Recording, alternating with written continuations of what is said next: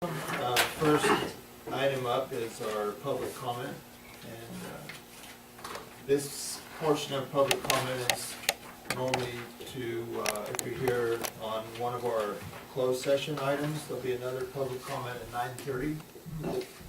Anyone would like to speak under public comment at this time, you may do so. Is there anybody that would like to speak under public comment? Richard, would you please discuss the items in closed session? Yeah. Mr. Chairman, the board will be convening in closed session for a conference with legal counsel regarding existing litigation pursuant to subdivision D1 of Government Code 54956.9, Allen versus Bennett et al., St. John versus Bennett et al., Lassen County Superior Court case number 45679, consolidated with 50324. And for a conference with legal counsel regarding significant exposure to litigation pursuant to subdivision D2 of Government Code 54956.9, two cases. And for a conference with labor negotiator Rick Haig, the board will convene as the Lassen County In-Home Supportive Services Public Authority for discussion with California United Home Care Workers Local 4034 via telephone on labor negotiations. And then the board will reconvene as the board of supervisors. Okay, thank you. Okay, so with that, we'll go into closed session. Okay, call the meeting to order, welcome, and would you please join Supervisor Pyle? To the flag of the United States of America and to the republic for which it stands, one nation, under God, indivisible, with liberty and justice for all. Almighty God, we pray this day for your ever-enduring guidance. We ask you to cloak us in wisdom and fortitude, that we may disperse our knowledge and facts intelligently among all humanity of whom we serve.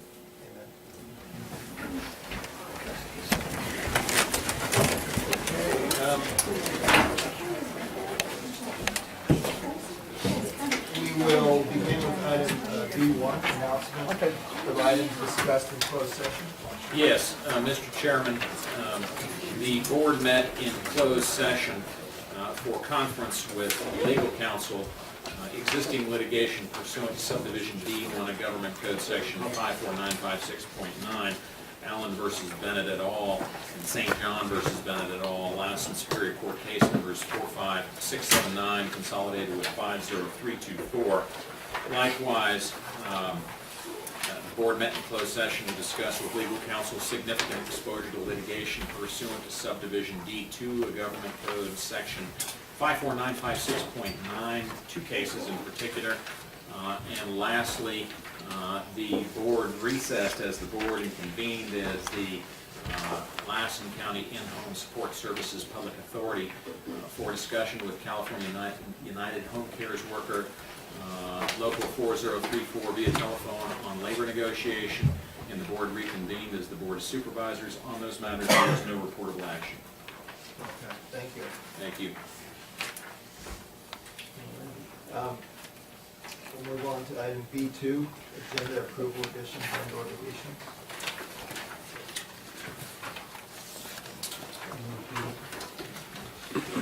Is there any public comment on this item? Okay, seeing none, all those in favor say aye. Aye. All those aye. Alrighty. Okay, we'll move on to public comment. This is an opportunity, if you want to take up any matters, if you're here for a specific agenda item, we'll have another public comment before each of those items. I'll take up the speaker cards first, and when we get through the speaker cards, if you would like to make a comment, just raise your hand and you'll be noticed. Okay, we'll begin with Gene Hodge.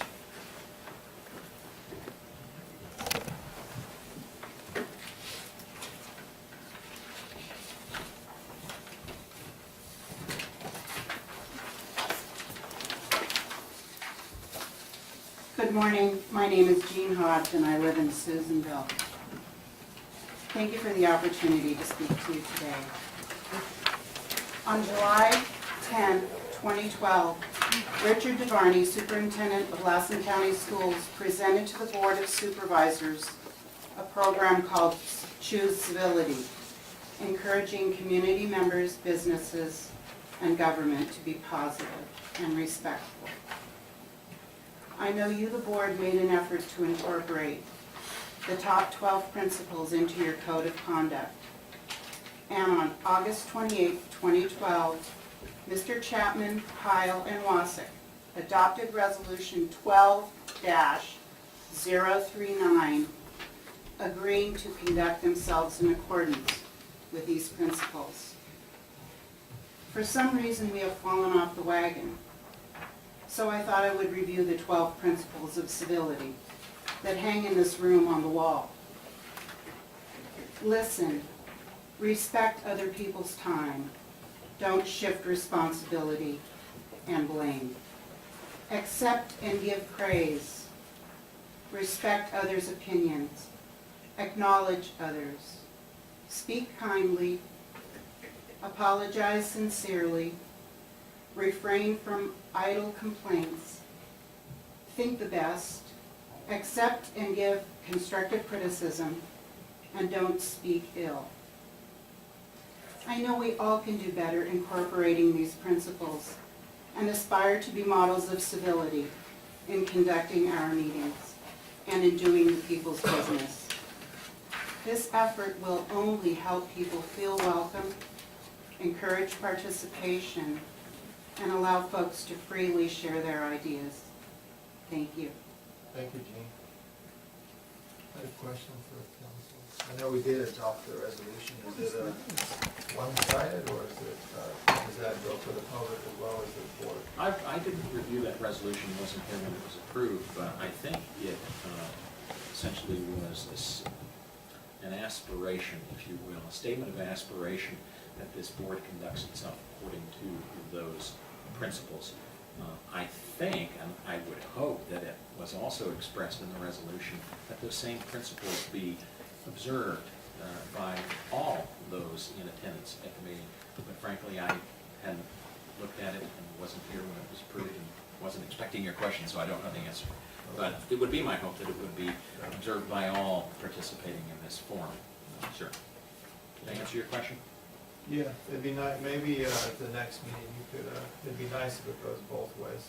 I mean, I totally agree with it, but I think it should be reciprocated by the people at the podium as well. I'll have a look, sir. I'll report back. Thank you. Thank you. I believe it was intended for the community, businesses, and government. So, everybody. And I certainly agree.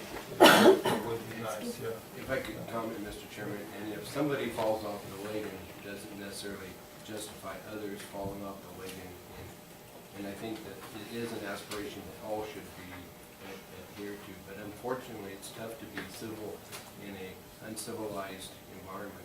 And unfortunately, at times the boardroom does become uncivilized. But we should aspire to try to lead and be civil. And I would like to thank Mrs. Hodge for taking the time to remind everybody of the importance of that in our deliberations, as she is an asset to our community.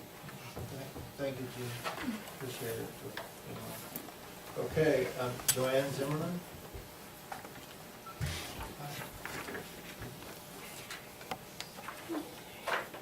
Good morning, gentlemen. Good morning, Mr. Chairman. My name is Joanna Zimmerman. I'm the Lassen Public Health Director, and I'm here just to remind you all of our upcoming drive-through flu clinic. It is happening October 8th from 11 to 6 p.m. and it'll be at the Lassen County Fairgrounds, Jensen Hall parking lot. And we'll be offering flu mists for 2 to 18-year-olds and flu shots for 4 years old and up. This is an exercise through our emergency preparedness campaign, and so we'd like to invite our community to attend. And we also have other outreach clinics throughout the community. We have one happening on October 1st for all first responders at Public Health. And then we have a clinic in Beaver on October 14th in Memorial Hall. The times for that aren't set yet. In Spalding, we have a flu clinic at the community center from 11 to 2 p.m. The 21st at IGA for employees, and then for the community later in the afternoon. We have one in Curlong from 10 to noon at the One Stop, and one in Doyle from 1 to 3:30 in the senior center. And then our last one will be, oh, I'm sorry, which, all of them, or? The Hurlong and Doyle. Furlong will be the 22nd of October from 10 to 12 at the One Stop. And then Doyle will be 1 to 3:30 at the Senior Center. And then Westwood will be 1 to 3:30. And then after all of these clinics, we also have appointments at the health department where you can come in and get your flu shot. So, thank you. Thank you very much. How is that gonna be publicized? We do PSAs, and we put it on our website, and we will take flyers to all the outreach clinics and put them up on, businesses and, Okay. okay? Thanks. Is there anyone else who would like to go under public comment?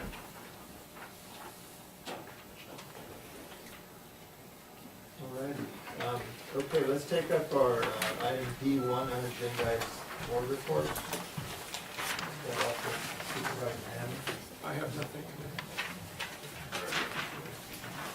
Supervisor Chapman, Supervisor Alba. I'll be attending RCRC starting tomorrow through Friday. When after they have their annual meeting as well as the board meeting will be on Friday.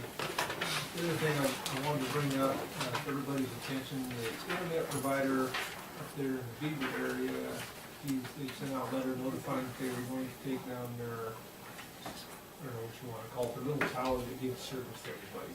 And so that's really gonna limit it. I don't know why, I just found out about this. I had one email yesterday that I read and had one phone call this morning. They didn't know a whole lot about it either. These are some private. Yeah, who is the that? HDO, Who is it? HDO, High Desert Online, they're the internet providers. And so that's really gonna limit the speed. I mean, if you live 3 miles away from the internal phone booth, you're gonna really be relying on dial-up, which is just not good. So anyway, I don't know much more about it, but I just want to let you guys know about it, if there's anything. Because we had that one lady come in here one time talking about the internet access, and I don't know what other options we have, but I want to let you guys know about it. See if you guys heard anything of anything. Frontier doesn't go up there? Frontier is up there, but that's what I'm saying, you gotta live within 3 miles of the phone terminal thing. Okay. Derek, could you get Bob and I a copy of the letter? We can dig into it a little bit. Okay. Okay, thank you, Aaron. I have nothing to report. Alrighty, let's take up our G, our consent calendar.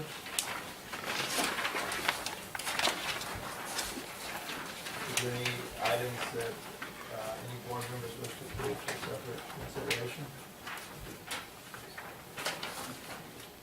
If not, we need a motion to approve. I'll make the motion to approve the consent agenda. Before we take action, is there any public comment on this item? Okay, it's been moved and seconded. All those in favor say aye. Aye. Chair votes aye. Alright, let's take up item H2.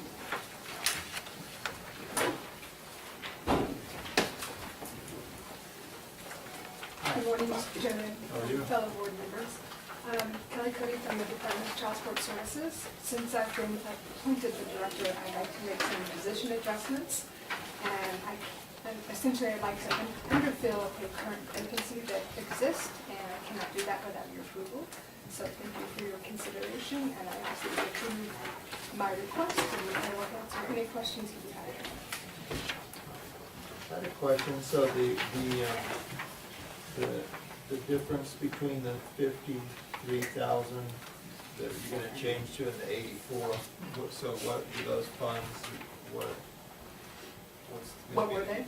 No, what's gonna be the use for the, is it just sort of stay in that budget unit, or how does that? Yeah, it will stay in salary and benefits until I figure out what to do with that. So I haven't figured out I just want to make this adjustment first and then figure out what I want to do with the cost savings. Any questions by board members? So you're gonna shift the workload amongst your other employees to take Essentially. care of this position?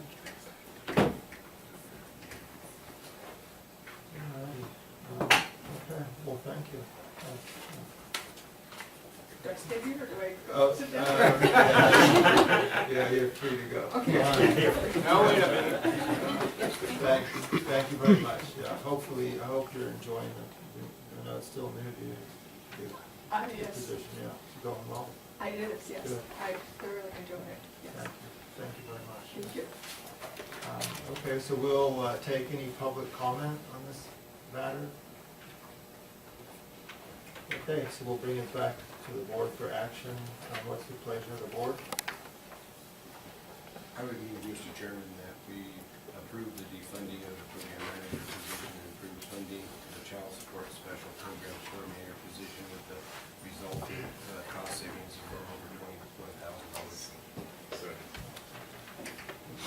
it's been moved and seconded. All those in favor say aye. Aye. Chair votes aye. Yeah, $31,000, excuse me.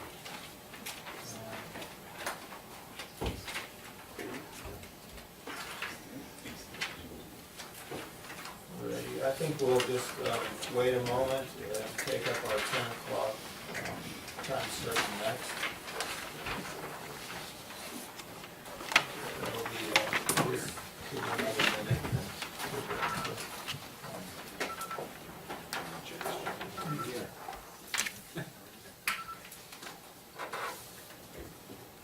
Oh, what's your fax number? The Office of the County Council? That's a great question. I know it for the DA's office, but I don't know it yet for the county. I'll get back to you on that on the break, if you don't mind, Mr. Supervisor Alba. You know what? I have my own card with me. Moment, please. What's a fax machine? Where you climb the telephone pole and just listen real hard. It's not being out. 251, 2665. 2665. Yes, sir. Oh, yes. And if that one is busy, you can try 2663, because that's Regina's. Yes. She could walk it across all.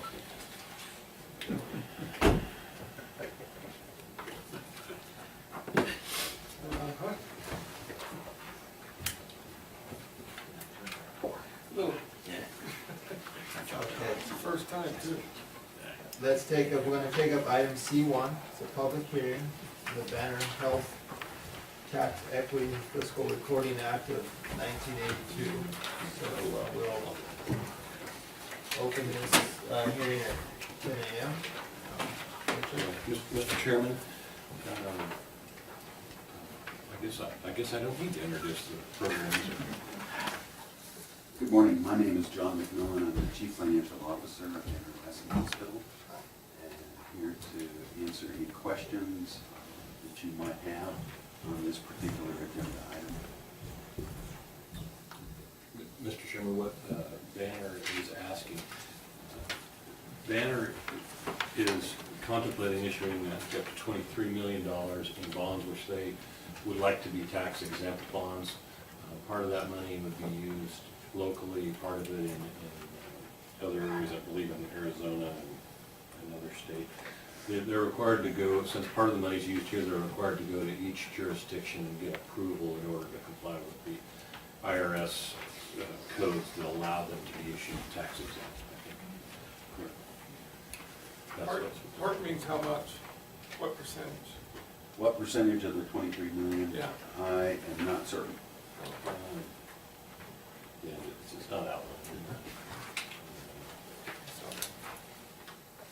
Okay, are there any questions by the board members?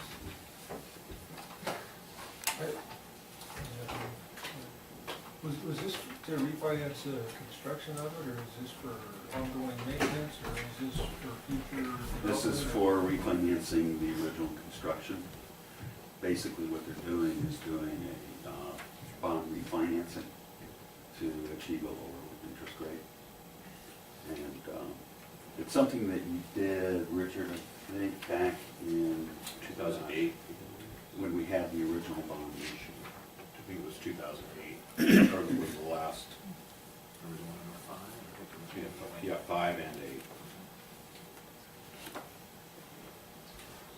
One other question was, how much did it cost you to build that hospital up there originally? What was the price tag on it? Do you remember? No, I don't. It was I've been there about a year now, so I don't have that number. And it's, because I know up north there in Modoc County and Shasta County with the hospitals up there, they're having to go and retrofit for earthquake by the state mandates and et cetera. I mean, you exempt from that because your hospital's new enough? I think that was part of the construction cost, that it had to meet all of those qualifications in the building of the hospital, and any additional building that we do or any renovations that we make has to meet the building code requirements. So we're in compliance with all of those.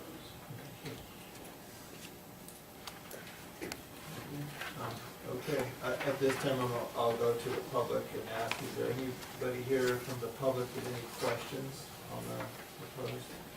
or testimony. Were the original bonds tax exempt? Yes, they were.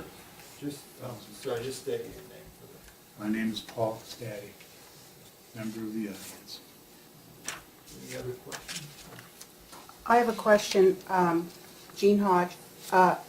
What's APIAN of financing? I think that's meant to be a plan of finance. Oh, okay. I thought that was a term a financial term that I didn't understand. Thank you. Okay, anyone else with any questions? Okay, so, is there any other correspondence on this? Okay. So this time, we will call on any members of the public wishing to speak in opposition to the proposed action. Anybody that would like to speak in support of? Okay. Well, thank you. So we'll close then the public hearing at 10:04, then bring it back to the board for action. I have a question, Mr. Chairman, if I could. From reading this, from my understanding, this is private debt being incurred by the private sector, and these bonds do not encumber or impact or obligate the public in any way, shape, or form. That's correct. So it's basically sunshining private financing. Because of the tax exempt status of it, the Internal Revenue Code, Section 147F, requires a public hearing to be noticed and to receive essentially testimony in the jurisdiction where the money could be spent. Yes. I think that there's also a hearing that I don't know if it's occurred or is going to occur, but that is scheduled to occur in another state. I think it could be Arizona, because there's another banner facility there for which some of these monies, if raised, if approved, would prospectively be spent. And obviously, the same Internal Revenue Code applies there as well. Thank you. Okay. Given that, Mr. Chairman, I would move that we approve issuance of the bonds and authorize the chairman to sign the certificate of approval for Arizona Health Facilities Authority revenue bonds, banner health, that is Series 2014. Second that. Okay. Yes, under discussion. Yes. One other question. So the 23 million, what's your time frame for paying that off? I mean, just out of curiosity. I would be hesitant to give you a time certain. I'm not. I don't know, but I would imagine it's probably 20 years. But don't don't hold my feet to the fire. Fair enough, I won't. Thank you. Okay, any more discussion?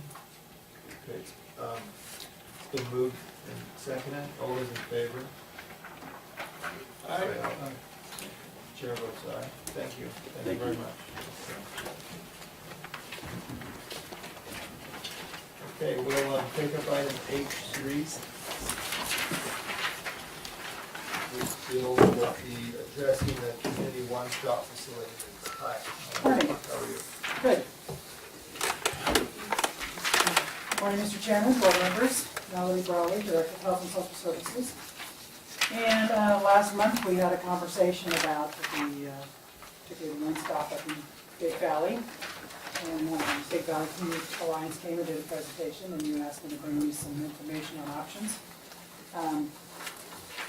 Pete Heimbigner and I have been having some conversations, did some tours, tried to figure out what we could do. These are ballpark estimates, but I'll go over them very briefly.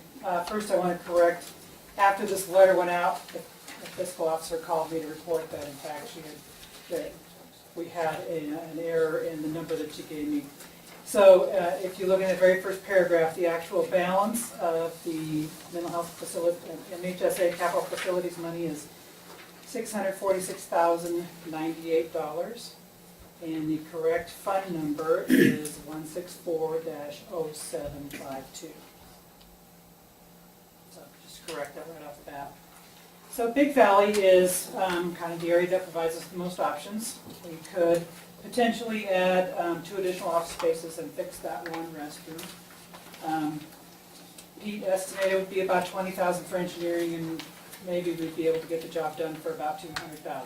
The restroom is where the cost is. The offices are not particularly expensive, except you have to, build them and put the stuff in. Second option would be to install about 1,000 square foot modular next door to the existing facility. Again, there's about $20,000 for engineering, and he estimated about $150,000 for the modular. We have Pete talked to the building official, and he was going to have to talk to the state about whether we could set those on foundation, whether it could be a soft set. I'm not a contractor, I don't know all the right terms, but we didn't have all the information we needed about exactly what would be required for the modular there. The business of remodeling the existing facility and getting a modular is it still doesn't address some of the needs we have in that building, which is no room for the Lassen Aurora network partners, although the modular might get us some space for a group. The kitchen in that building needs a little bit of an upgrade. They need a water filtration and HVAC system. And if you added onto the building, remodeling in particular, we'd have to do something about the exterior so that it didn't look like somebody's house that needed abatement. There's a third option there, which would be to relocate the entire one-stop over to the 80 school, which we have talked about briefly. We estimated about $40,000 for confidential cubicle installation and some internet service. Or we could relocate just the behavioral health staff over to the 80, since a lot of the community wasn't happy with the thought of having to drive that extra 12 miles over to 80. Again, that would be about $40,000 because we'd still need the internet and confidential cubicle space. We do provide transportation for most of the behavioral health clients in that area, and we would continue to provide them if we were in the 81 stop, or in the 80 school. For Westwood, we only had one real option there. Again, we looked around the town and it's pretty much it. And that would be to remodel the building interior, converting some of the open space offices, upgrade the HVAC system, install some additional windows, and remove the garage door that's hanging right in the middle of it right now. The estimated costs are about $175,000 for construction. The concerns there, and I left out a word in this one too, I noticed earlier, is that it's possible that in fact what we're using it for now may not be an allowed use under the terms of the USDA loan. Did I get that right? Yeah, that's my understanding of it, yeah. And then there's also a $20,000 loan against that facility. So there might be some issues there about whatever we want to do with that. It was designed to be a business incubator, And although certainly the Family Resource Center could be considered a business with us and they're trying to make it a county facility, it might be a problem. Not sure, we haven't had any complaints from USDA, but we feel like that would be something we'd have to have a serious discussion with USDA about before we did any modifications of that building. For Fort Sage, we didn't have any particularly viable options at this time. We looked at the West Patton Village Community Services District building, which is a pretty nice building. It's too small for a one-stop, but it would make a pretty nice facility.